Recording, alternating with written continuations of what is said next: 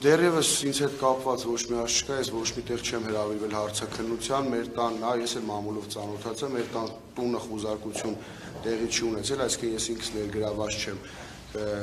Հակակոռուպցիոն կոմիտեն հայտարարություն տարածեց, այո, որ քրեական գործ է հարուցված, 5 անձ են, 5-ից մոտ եւի 3-ին ես ընդհանրապես չեմ ճանաչում, շփման մեջ այդ մարդկանց հետ չեմ եղել։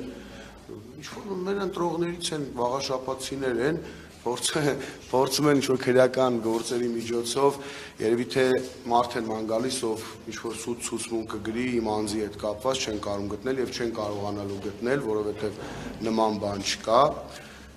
Մեր թիմի ավականու ցուցակից Դավթյան Արմենի, Գևորգյան Կարենի, Գևորգյան Տիգրանի տներն են խուզարկություն իրականացնել, ելի մի քանի հոգու, որոնց ասում եմ ես ինքս չգիտեմ, շփման մեջ չեմ եղել իրենց հետ, միգուցե իրենք մեր համակիրներն են եղել եւ ձայնը տվել են հաղթանակ դաշինքին։ Քրեական գործերը հարուցված են, հարցաքննություն եղել է, այո, ստորագրությամբ բաց են թողել